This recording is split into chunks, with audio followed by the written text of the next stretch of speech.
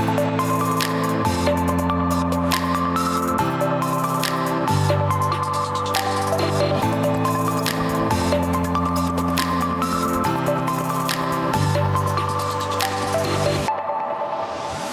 is going on, everyone? Welcome to this week's episode of Conquer the Day. I am your host, Brian Pickowitz. And I'm your co-host, Lindsay Pickowitz. And today we have the distinct privilege and honor of having Jami Blouin on the podcast.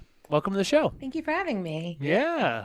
So, Jami, you are a real inspiration. You've had such a wonderful journey, and that's what really we're going to talk about today. Now, for those of you who don't know, Jami's been one of our clients since 2020. I look back, it was June 2020. At the time, obviously, we're going to dive into more of this, but struggling with health, really struggling to make yourself a priority. Jami's a successful, I don't know, you're in sales? Insurance agent. Insurance agent, yeah. So you have a successful book of business that you're responsible for. You're also a single mom. And so balancing, taking care of yourself, and also building your book of business and everything you were doing was really challenging. The thing that's remarkable about Jami is that at the time she was struggling with some really intense and severe health challenges.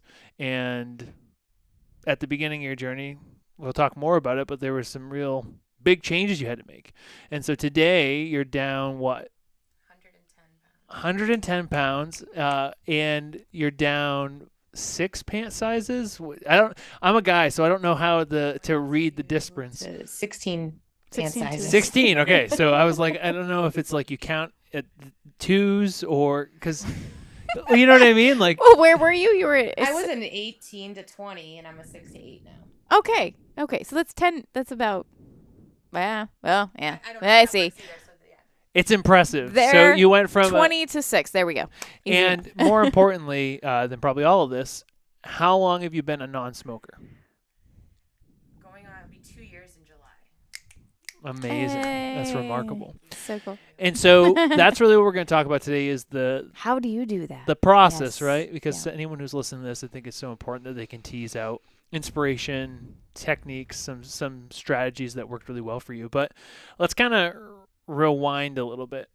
Where were you at the beginning, right? When you think of like the challenge you were having, some of the things you were working on, just where your health was, what was it like to start this process, or where were you at?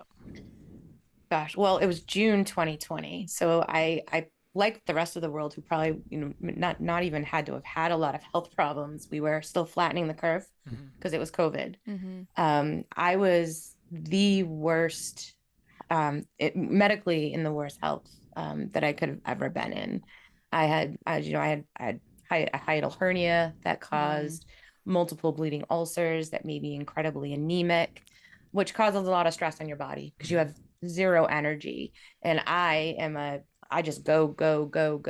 That's all I do is as a single mom. And I keep going. I very rarely sit and stop. And it just put a lot of stress on my body, my mind. And then, I became a stay-at-home mom and a school teacher in a matter of one phone call in March of 2020. And you put that all together.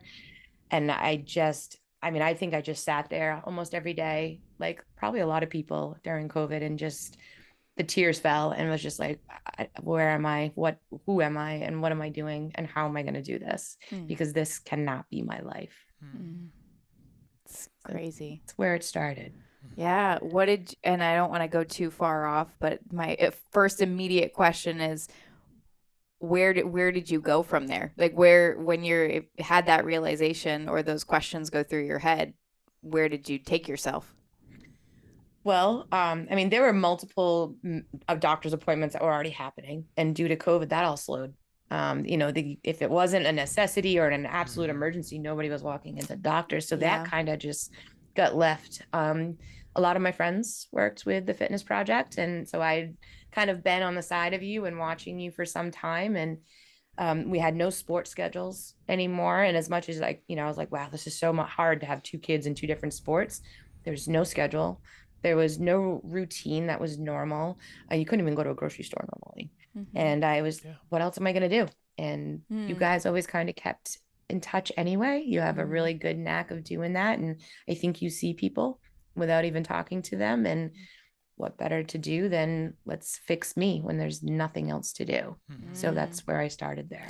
Yeah, well, Brilliant. it's so Jamie and I have worked together predominantly. I was your coach. Obviously, we started with like a 6-week group program, and then you and I started working together. I think we worked together for almost 2.5 or 2 years, right? I think it was Yeah. exactly 2 years.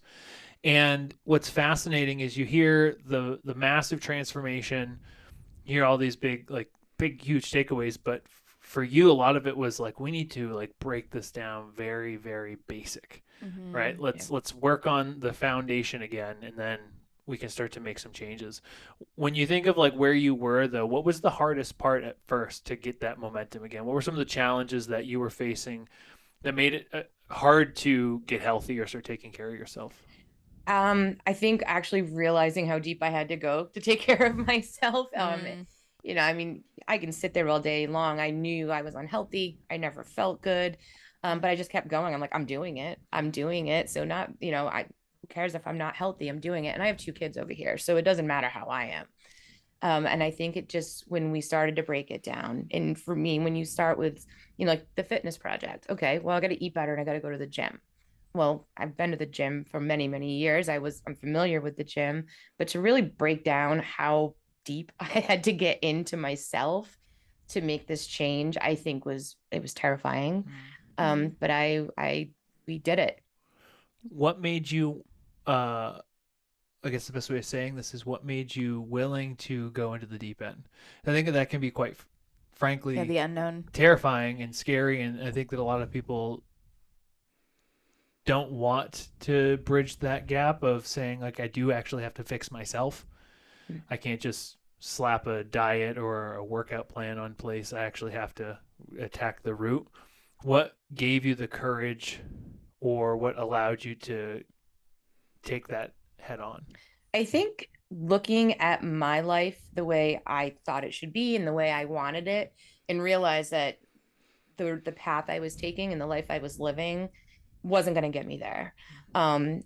Just again, the medical issues that were coming my way, I had to make choices. I had to get up in the morning on a beautiful day and go, okay, you know, we have domestic duties, we have chores to do around the house. You know, I keep a home, and I had to make a choice. Do I do my domestic duties and keep my house clean, which I need a fresh and clean and organized home, or my life is chaos?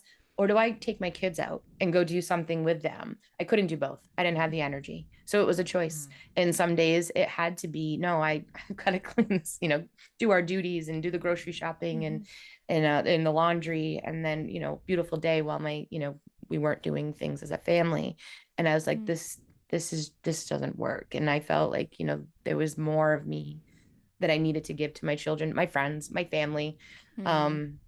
And I just realized this can't be my life. Yeah. Well, and I want to send it to Lindsay too and hear her thoughts. But what's fascinating too is someone would hear this and think that A to Z was easy. But I remember even like I think 6 months in, you had a massive health scare, right? Where I think I'll talk about it. Yeah. Yeah. So it's like you being able to. So I'd love to hear your thoughts there because from my perspective, it seemed like that was kind of like the fork in the road where you actually changed. Would you be willing to open up about that and share more? Sure. Because I think that that's the case where like a lot of people are like, okay, I start doing something and it should work really well.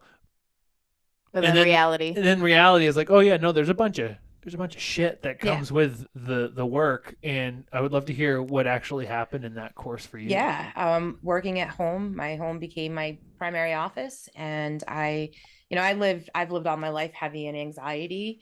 And I sat there and I just kind of felt a little anxious. And in a matter of, I would say it was 45 minutes, a 911 call had to be made. My kids got to watch me get taken off by ambulance. I had a stress-induced stroke at 42 years old.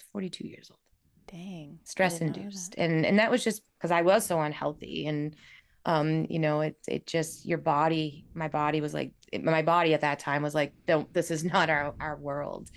I don't remember much in the ambulance, but I remember looking up when I did come to eventually, and I just said, am I going to be okay? And they did say, you're going to be okay, but you have got to simplify your life or you're not going to be. And that right there, I mean, and I remember hearing my kids when when the ambulance was there and the firemen, and although I wasn't quite able to see much, I could hear it. And a policeman had to sit with them. Like there wasn't even anyone home for them when they took me. So they had to sit with a police officer that they didn't know while they watched their mom get taken in an ambulance. And the fear in their voices. And to hear like how that all transpired. I mean, it was a good 12 hours before anyone heard from me again. That was it. That was the moment where life just completely changed. Dang. Yeah. That's intense. I had literally no idea. I feel like I'm watching a movie by you telling me these things. So I want to hear, after a moment like that, where does your mind go? I need to change, but then what? Because I think and then what's are where, I mean, we already talked through like the initial first leap, which is just being like, all right, this is not okay. We got to do something about this. And then you make that first decision, which for you was starting to work with us for 6 weeks. Yep. But then you do some of the work for a little bit and you're like, this is kind of hard. This is okay, fine. But then you have something extreme happen. And now you have to make another decision, which now seems not optional at all. But then what do you do with that? Like waking up the next day, do you remember where your mind went? Yeah. So I lost my mom at a very young age. She was 52 and I was 31.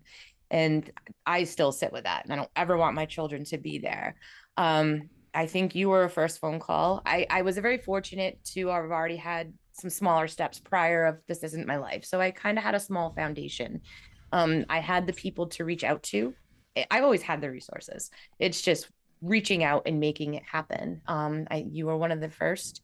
I, of course, had a therapist, and then I had a PCP, and it all kind of just came together where I was so afraid that I wasn't gonna see my kids again, or how would this work without me? And I just never wanted them to feel to be motherless children, which as I am. And I reached out, and I don't know what switched. I think you just have to feel that fear. I don't know how to really explain how you feel when you have to look at a doctor and be like, am I going to be okay? And it was going through that, when you're going through, when you're having a stroke. Not only did I really think my heart was going to come out, but in my experience, coming in and out of consciousness, and believe it or not, there's a lot going on in your head at that time, trying to stay too, because your kids are in the house, and a 911 call is being made. You live on that. You live on, even though we work very hard not to live in fear, it was that fear that I lived in. That was like, this is it. And that was it. Yeah, it seems like a surrender, really. Like, just you guys are on my team. Take me away. Like, what do you need me to do? Trust the process. Trust the process. Yeah. And what I would say too, because I was in the situation, that moment was when you decided to actually fix the problem. Yes. Right? Because you, at the time, you were like, I have this hiatal hernia. I don't want to get the surgery for it.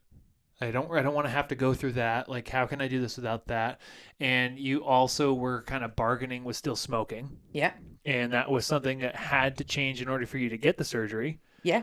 Right. So there was like and so you think of the layers, you're like, so smoking was actually the root, right? If you think of like the root problem that you had to solve, you had to learn how to manage your state and anxiety without smoking. It was my biggest crutch for my anxiety. Yeah. And I remember us coaching through that. And most of our coaching, actually, there was a big part of it was like, here's your training and here's your nutrition, but a lot of it was mindfulness on how to experience what was happening in your physical state, breathe through it, find something more productive, and then obviously just breaking the cycle, right? Yeah. Breaking the cycle day in and day out. And you had so many triggers, right? Like it was whenever I wake up, yes, whenever I get in the car, right? Whenever I ate, yeah, whenever I was bored, yeah. I mean, triggers just became a time thing.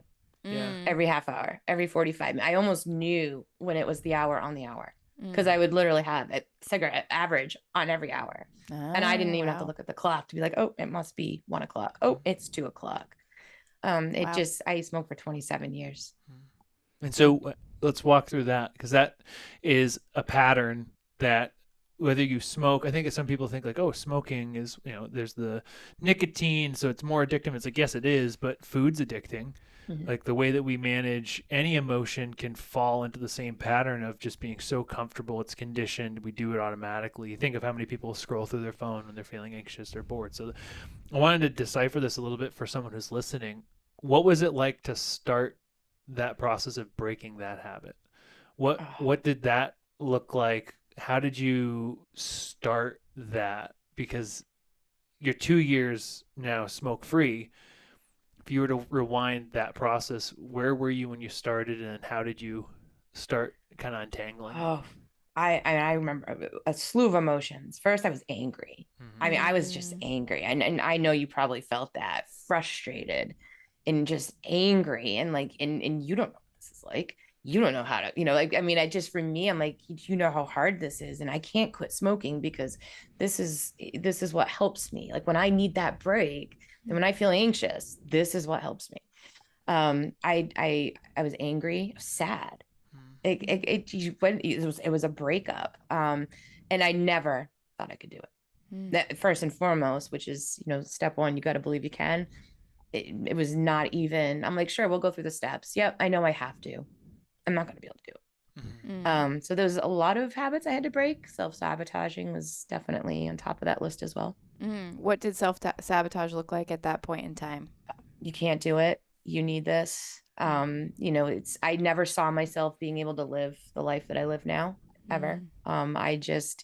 I mean, I've used this before. I had more excuses that I could have contracted with Hallmark for excuse cards.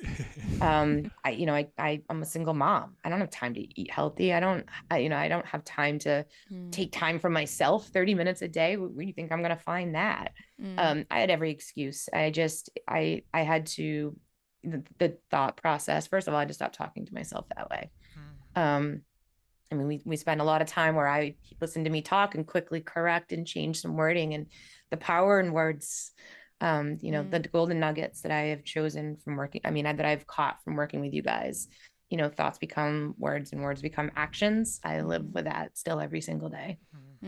So thoughts become words, words become actions. When did you initially learn the power of that? When I quit smoking. It was, you still go through it. You're angry. I mean, it was a step. It wasn't like I just woke up one day. I'm like, okay, I'm going to do this. Well, I did. And you say you're going to do it, but your mind doesn't always work as fast, than everything else. So, I had to keep that, the habit cycle. I mean, that was huge. I use that almost all the time, but I had to really work with that habit cycle. And when I started in my head, sometimes the cue in my head was my own self saying, okay, it's an hour. Okay, it's time for break.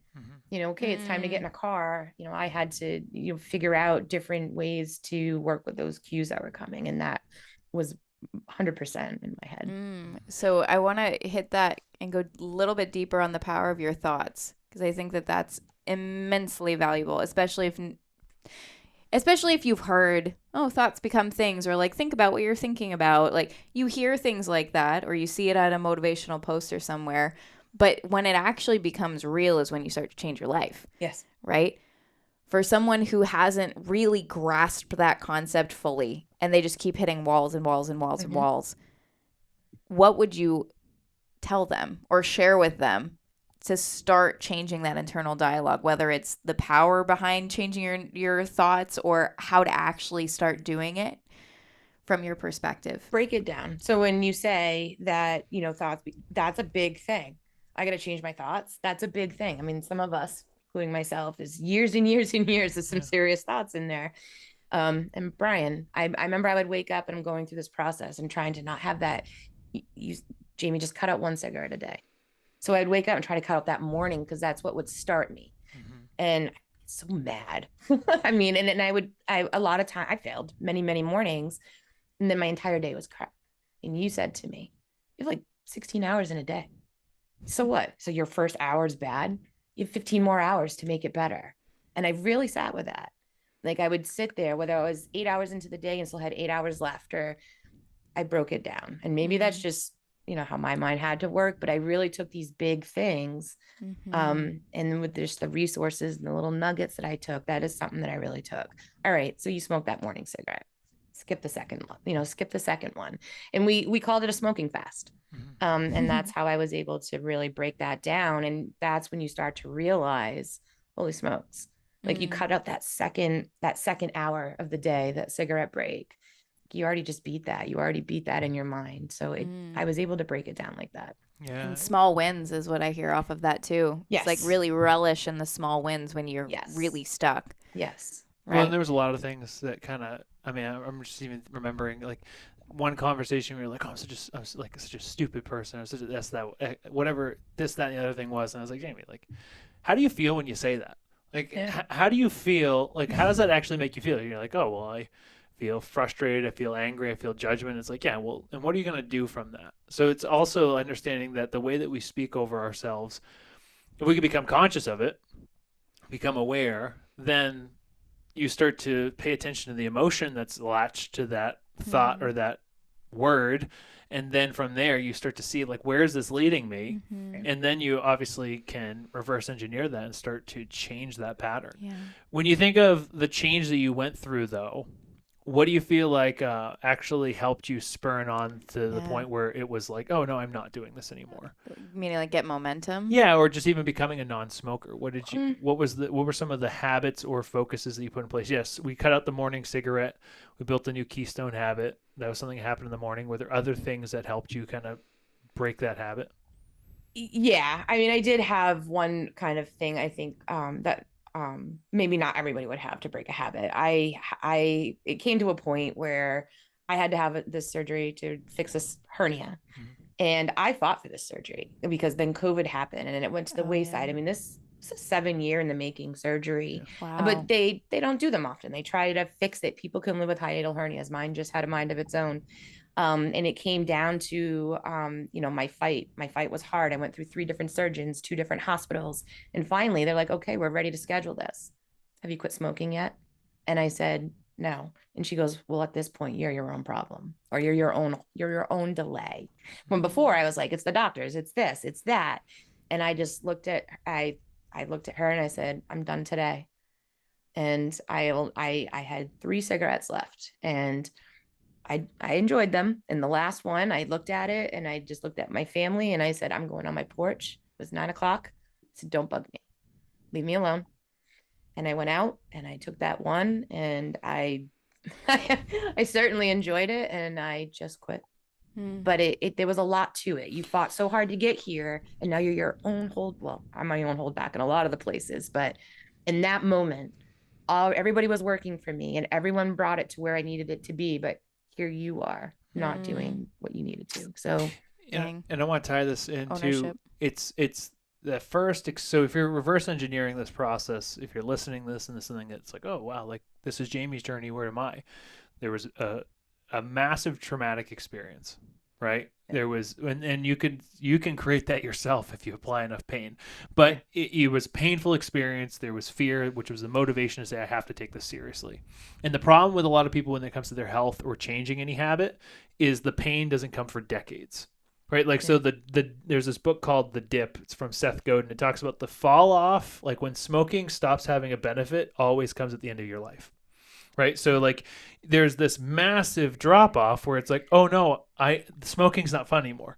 Like this is really bad for me. But the problem is it doesn't come until you're 70. It doesn't come until you're 60. It doesn't come until you have cancer. There's something that happens to you. So the problem is that you don't feel that pain. Just like when you're eating poorly, you don't feel it until your 50s or until you get diabetes. Yeah, so there's something that happens, but it takes years. So you kind of reflecting back in your story, it's like you had this experience that was very much like it's happening right now. So it's important to people ask themselves like, what is this going to cost me in the long run? Like if you're not changing, it's like, what is this going to cost me in the long run? If I don't change, what's the pain it's going to create in my life? And then, you built a new habit, Keystone habit. You started that process. You started to put that in place. But then you also had this moment where you're like, I need to take ownership. Like it literally is just me. was there anything else that helped you get to that point where you took ownership? Like, was there any other thought processes, or because you could have easily been like, oh, well, they don't know what they're talking about. But was it literally just that direct feedback? Because it's okay. I'm just Well, asking, like, if I mean, yeah, but also, I mean, when you have a Brian on the other end that's looking at you being like, I mean, I think we, in our 2 years, I think there was a great connection built there. And you really listened to me and invested in me as much as I invested in myself with you guys. And that was helpful. I mean, because there was no BS, where some people just sit and they listen like, okay, that's nice. I understand it's hard. And you're like, what are you doing? I mean, I had to really form a village. And it's interesting because it's not like I sat there and said, okay, I'm going to pick this village. I just, at the right moment, at the right time, I was able to look around and be like, my foundation's here. My village is here. Like everything's here. So again, it came back down to me, but having the people aside, just being like, not enabling, not making me feel better because they don't want to hurt my feelings. You were never afraid to hurt my feelings. I wasn't that mean. You weren't mean. No, it's not mean at all. Yeah, but there were a lot of people that would be like, I know it's hard. You'll do it. It's okay. And you were that way. You had that compassion. Yeah. But you weren't afraid to hurt my feelings either, to be like, look at you. You're I mean, dying at, at the age of 40 here. And it wasn't just you, my doctors, they all were right there. And I need tough love.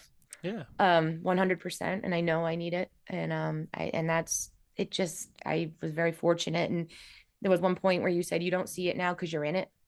And so it's interesting that I can sit here and talk about it, because I probably wouldn't have been able to do this a year ago. Where I was like, it was all there. And I just had to do it and utilize it. Yeah. So when did you actually start to believe that you could build this life? Ooh, that's a good question. Well, I mean, I would say actually probably recently. I mean, I went through, a surgery of hernia surgery. I had to go through things there. And now that I'm in a place of great health, you can go through all the stuff you have to go to, but now I'm in a great place, and I actually know I can live this life because I've been very consistent. I haven't faltered. I've really have stuck with this, and I couldn't imagine my life any other way. So I think I would say probably more recently. Which would be how many years after the initial, like, this can't be my life? 2.5, maybe. 2.5. Yeah. That makes sense. I think that the really hard part, I think for a lot of people, and I don't know why this is, so I'd be curious to hear your take, because even reflecting on my own journey, I'd have to really ponder why this is the case. But for those first, like, even the first year of consciously saying, like, I'm going to work on myself, maybe even year and a half for me, I still had that voice in my head, like, but did you really do it? Like, are you really different now? Are you sure? Oh, be careful. Like, there's still that little self-talk. So I'd be curious, did you experience something like that too? Yeah, I know. I mean, I still do now. Like, I'm still a forever work in progress. But even now, where, I kind of, you get on the scale and you're like, oh my gosh, I gained a pound. Like, can I really do this? Is this really going to stick? I mean, I still have that in there. But I have tools to deal with it, differently. And I'm not such a self-sabotager. But yeah, I mean, really the entire time, because for a while I'm like, you're doing this because you have to. You're doing this because, medically you had to do this. Yeah. So, I mean, but it's up to me and changing my life to keep it this way. Yeah. What's the redirect away from I have to I want to, or feeling better, waking up, being able to clean my house and go do something during the day. I can do a 30-minute boxing session like a champ and not have to stop and die in the middle of it and gasping for air. New level of energy, feeling like an athlete again. I was an athlete in high school, feeling like an athlete again. Just my kids following suit, being happy, and it just all around, all my relationships with my children and food and my sleep and just my day, everything is better. Yeah, I was gonna say, what's the benefit of the new change? So it sounds like are there any other things that are like, wow, this is where I'm at right now? Like, could you highlight, like, so that did a pretty good job, but where are you at right now that you feel like Yeah. is so empowering. Like, so people see all that. What does a normal day in the life look like? Normal day in the life now. Well, if my day doesn't start at the gym, I can tell. But I love to be active. And it doesn't always have to be the gym. It's movement. And that was another thing that you learn. Some people think you got to be at that gym 5-6 times a day. I just make sure I have movement in my day.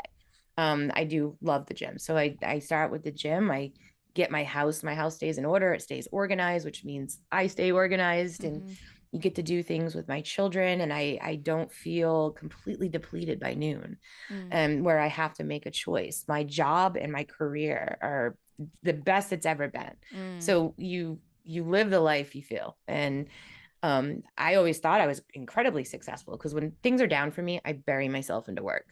But and I don't, it's not negative energy, but it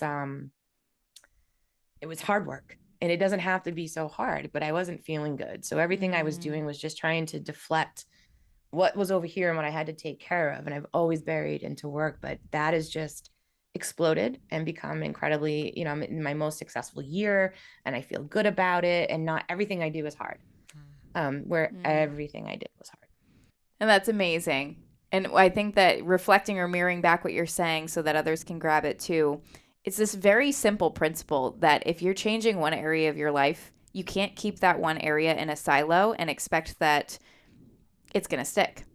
If you only say, I'm losing weight, and it has no impact positively on your children or on your career or on your relationship with food or on how you approach your days, and you're just so hyper-focused, and this is just your mind, but on one thing, which is the scale, which is a lot of people, right? Then the moment that you start zooming back out and focusing on these other things of your life, that goes away.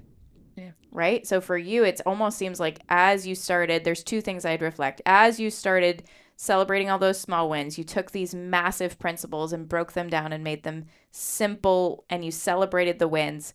That compounded and started to build a snowball effect. But then you started to watch it go out from you, right? You started to even see the differences in how you felt over the day, or you had a little bit more energy, or you were a little bit stronger, and you started to like recognize these other areas of your growth or improvement, right? And it's almost like, I'm very visual, it's almost like you had to shed and grieve a lot of parts of you, whether it was the cigarettes, which really was safety, right? And comfort. You had to shed some of those parts, and it felt like a lot of letting go and letting go and letting go, which is all sad, right, at first, even if logically it's positive. But it sounds to me like the real true pivot happened towards like, this is now my life, when you started pulling things in. Like you started pulling in more success, pulling in better conversations with your kids or relationships, and then it's just now, oh, this is my life. This started with a lot of sadness and loss. And, even things that weren't necessarily bad, whether it was friendships or family, they weren't necessarily bad, but maybe they aren't conducive to the life I was moving. There was a lot of loss and a lot of sadness, but to see what it opened up, healthier relationships, healthier friendships, healthier relationship with my kids, with everything. And it's hard to see when you're sitting in it, because all you're feeling is this sadness, and I'm doing all this stuff that's supposed to be good, but none of this is making me feel good. I'm just doing the steps. But it's hard to, any more than you could have told me in that moment. Listen, there's going to be a point in time you're going to turn around and go, this is awesome. I did this. And forever, actually, I Brian was like, no, you're doing this. And I'm like, it's the surgery. It's this, it's you have to go through, I did go through a lot of sadness and a lot of loss to bring me to where I am. And I've done nothing but gain, and it just continues. Very, very, very blessed. Yeah. Ooh, one last thing that I would reflect back to. You noted a pattern of yours that in the past wasn't necessarily healthy per se, not bad, but what you said, when times were hard, you dig in with work. But it's almost like when times were hard, that same part of you came out and said, I need to keep digging into this. I need to keep going. I need to keep going with your health, because again, somebody could get a year in, and I've seen it with people, and it's sad to watch, but it happens. You get a year in, you make all this progress, you're healthy, and then something traumatic happens, and then boom, you're back. Yeah. So for you, it's like almost that part of you that's that intense, like competitive, driven, I'm going to get what I want came out, even if it wasn't conscious, and kind of carried you through. Yeah, I mean, I am very competitive. And I, and in hindsight before, like coming with the loss, there was a lot of people out there, you can't do this, that were very negative about it. And I Really? thank them probably more than most for it, because you Interesting. just tell me I can't do it and hold my water, watch this. I can't believe people told you can't do it to your face. That's Yeah, crazy. unfortunately. How Wow. so I think that one of the challenges for people is letting go of people. Yeah. Is Yeah. letting because there's comfort in their sadness, and it's also a part of their identity, right? Like this is who I am for these kinds of people, and if I don't have those kinds of people, who am I going to be? The wonderful thing is I think that you had people who were also reinforcing the other identities that you were building, whether that was your therapist or your coach or even your doctor or your kids, right? Because they're a good mirror of like the things that you're doing, even though they're not conscious of it. Right. How would you advise someone who's in that struggle of Mhm. being able to let go of the identity of who they are for people? Because I don't think you always have to let go of people, but you do need to let go of how you are with them. Mhm. Yeah. Yeah. And if those people choose to not come, then that's a different conversation. But Yeah. how would you advise someone who's in that sticking point where they're like, but I don't want to let go of my friends, or I don't want to let go of my drinking friends, or I don't want to let go of who I am for these people? What advice would you give them, or how might you start them on that path? Well, so in relationships, I've had both. I had the one that I had to walk away from because it just wasn't good for me, and then I had the ones that didn't come with me because Mm. I don't want to say I wasn't good for them, but it just no longer, I guess, fit. There is a point when you start to feel better and you realize you're on a good path. I mean, and it wasn't, I certainly wasn't able to make this decision in the beginning. But when you realize, when I realized like life is good and I'm getting up and the day is better, and that one friend that you used to sit and spend 2 hours, venting and crabbing and let's go to the store and sit and Netflix and eat those bag of chips, and that's just not your life anymore, and that sort of dissipates. And then when you realize like I'm on this path and this is kind of what I want to do, and then this person doesn't, you no longer have anything in common. So I think your health and feeling better overrides that at some point, which is what happened to me. Well, and I think that there's a few things I would tease out, because I think that when you're in a toxic relationship Of any kind. you don't realize it's toxic when you're in it. Right. So you don't realize like, oh, this is the kind of person that I get together and we drink with, or this is the kind of person that we do these kinds of things with, or they or even recognize when you're around certain people and they just all start complaining, and all of a sudden you're like, oh my God, the sky is so dark today, right? Like, right? So true. You don't become conscious of it until you're out of it. Right. So I think it's important to recognize that the people that you're around, they might not be as positive for you as you think they are. So it might feel comfortable, right? We talk about our emotional home. Well, we have our relational home, and that might not be the best place for us to live. The second part of that is understanding that I think that it's important that you can be okay with causing pain in someone else's life, because the pain that you create for someone else can also help them change. Right. So I think that we're, but I don't want them to feel bad about themselves. And I think it comes after we get over ourselves. Right. Like once we get over like, I do need to do this for myself. But like, if we really dig down to it, like I don't want them to feel bad, or I don't want them to, what usually happens is they start to feel bad and they attack you. Right. Like you make them feel bad, and then they start to say things that are mean, and then you feel bad about yourself. So we kind of shelter ourselves from that pain by not changing. And one of the best things that I remember hearing years ago is sometimes stepping away from people is the best thing you can do for them, because it puts them in a place where they have to reflect on their own behavior. And it doesn't mean you have to do that for everyone, but understanding that sometimes that person, like there's been people who I've been really close with, and all of a sudden they start distancing themselves because they were growing. And that was like, like there was something I was doing there that really wasn't helpful for that relationship. I'm really glad that person taught me that lesson.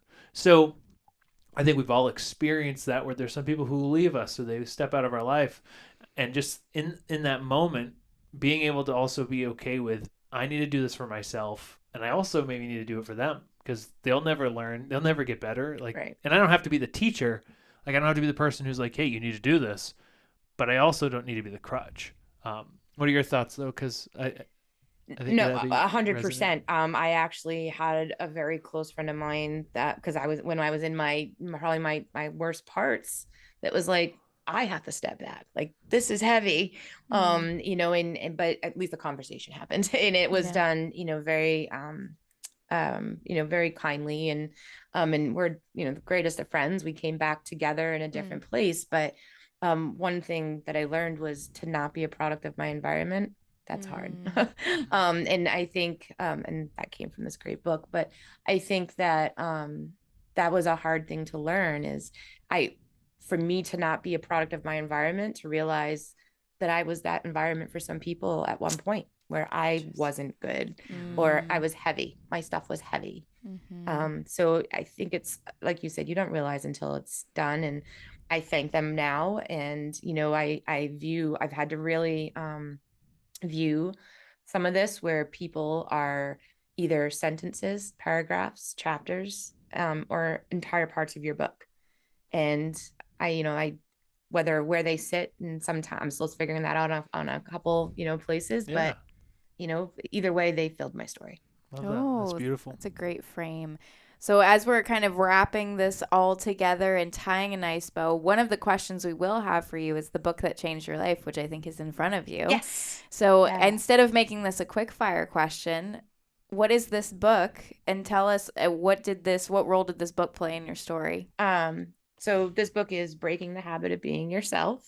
Brian's like, I got a book for you. Matter of fact, I think you sent it to me. And this was shortly after my stroke. First few chapters are dry, but get through it. I'm very much a why. Why does it work? Why does that happen? I have to see it. And the first few chapters really explain how our brain works, how thoughts work. The whole, thoughts become words, words become actions. And so it really kind of dug down to how that works, how we hold things in our heads, and how the thoughts that we do put into our heads. These are my takeaways. I went to Myrtle Beach for Thanksgiving and I read this book in a weekend. I poured through it. And towards the end of it, it takes you through your habit cycle and living the life. Like, even if you're unhealthy, start to live that healthy life. Whether you're healthy or not being a product of your environment. So getting yourself out of those toxic relationships, meditation, how to really clear your mind. My mind, and I think probably all of us, wake up and have, a lot of things going on in the mind. As a single mom, I was working 2 jobs for a long time. And this really was just able for me to break it down with how I can take this mind of mine and completely break the habit of where I was living, which was, toxic for myself. Relationships weren't great, unhealthy. I medicated myself with cigarettes and alcohol, and it was a long day. So what are we going to do? Well, I'm going to stay here and drink a half a bottle of wine. That's what I'm going to do because I deserve it. Where now it's, I'm going to go walk my dog, or go and do something with my kids. And so the book was able to really take me out of that toxic place that I was in and put myself into this life that I'm currently living. Which were, my big takeaways. And at the very end of it, it takes you through this great meditation, which I still have a lot of practice to do, but it's been very, very helpful. As you know, I still find myself in a place of anxiousness and at times, but I have the tools to just let's move away from this. Tools and fortitude to apply. Yes. But this, I can't say this book. That's awesome. It's a great book. Great stuff. It really, truly. Dr. Joe Dispenza. It's one of my favorite books. If you take that book and you take Atomic Habits and you take The Power of Habit, those 3 books will teach you everything you need to know about yourself. Yep. And you put those together, you have a really good foundation to change yourself. So I'm glad that's been through. I have one last question to someone who's listening before we go into the quick fire. What are some of the things you're able to do physically from a workout standpoint or just an energy standpoint now? Because it's like we talked all about these wonderful changes that had to happen internally. But what are some of the physical changes, right? So like what is the byproduct of you being healthy now? We talked about like the life, but like from a physicality standpoint now, because that's like the exciting stuff, right? That's like the fun stuff. And I know you're a former athlete and you said you're starting to feel like an athlete again. What does that mean for you, or what are some of the things you're noticing you can do Ah. with your body because of this transformation you've Oh, had? so many things. I mean, well, so I was incredibly unhealthy when I took my kids to Disney. And you walk 12 to 15 miles Yeah. a day at Disney. And unfortunately, it was uncomfortable. I had to stop, quite often while they're like, come on, mom. And I'm like, I just need a minute. I physically almost couldn't do it. I went to Europe, spent 16 days in Europe, walked 12 to 15 miles, like nothing. During the day, I would pile things on my stairs. I'm like, I'll bring them up when I go upstairs. Cause even just walking up my stairs was so much energy. And now I'm like up and down and up and down. And how many steps do I have today? And being able to do things with the kids and walking the dog and going to the gym and just being able to not have to be like, and how much do we have to walk?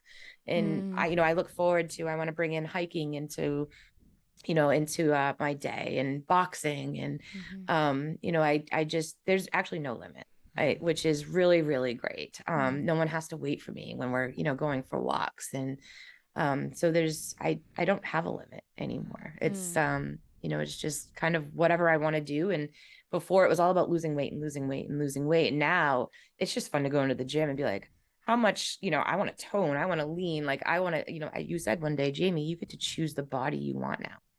And before, it was just lose weight and be healthy. So now it's just a lot of fun to go and choose that body that I want. And when you're doing the exercises and you see the definition and the tone in places I've never seen, still working on those abs. I feel them, still waiting to see them. That's awesome. But there's really no physical. I have no physical limit where there were so many before. How does that feel? Oh, it feels amazing. It feels amazing. I mean, there were a lot of times where I wouldn't do things because I didn't want to hold them back, or I'm like, that sounds exhausting, even though it sounded really awesome.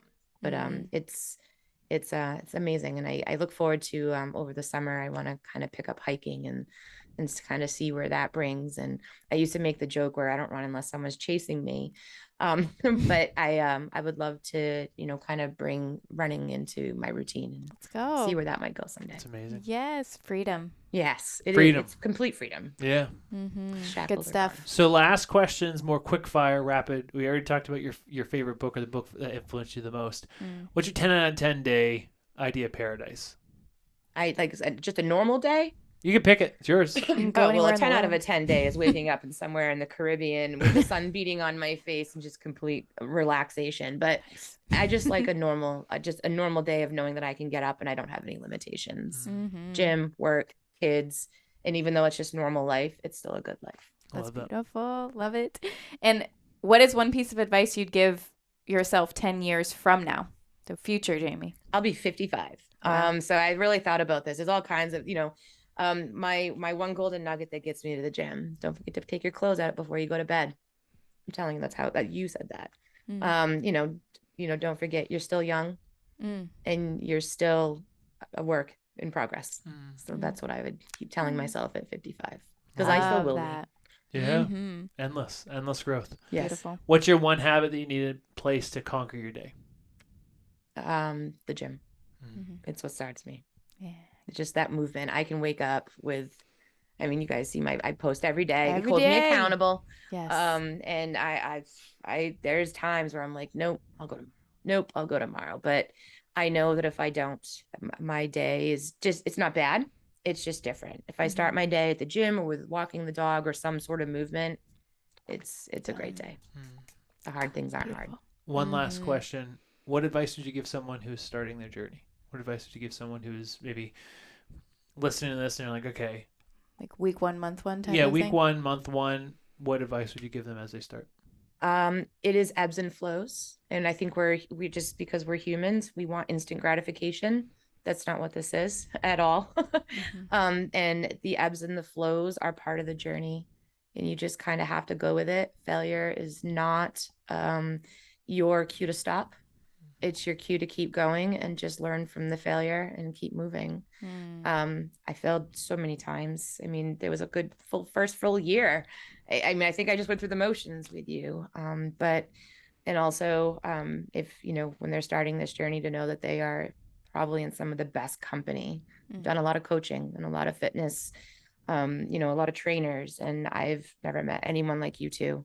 And what you guys offer, and just the change of life and the way that you invest, the way people invest in themselves. And I I can't say enough about it. So I thank you guys, because you'll forever be a part of my story. Yeah.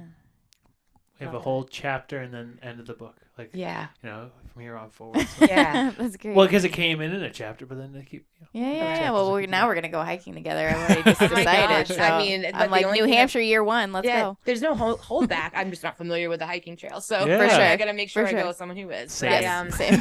bought myself We'll have some to hire someone. hiking shoes, and Nice. Yes. I'm ready. Bring it. Amazing. Yeah. Good stuff. Well, thank you for sharing your story and Thank going you for way having me. in it with us. Yeah, Thank you you're for being a welcome. part of Not it. holding back. I think it's course. really easy to hold some of that stuff back, but I did for a while, Mhm. but no, I did. So thank you very much for being a part of it, because I wouldn't be where I am without the help of both of you.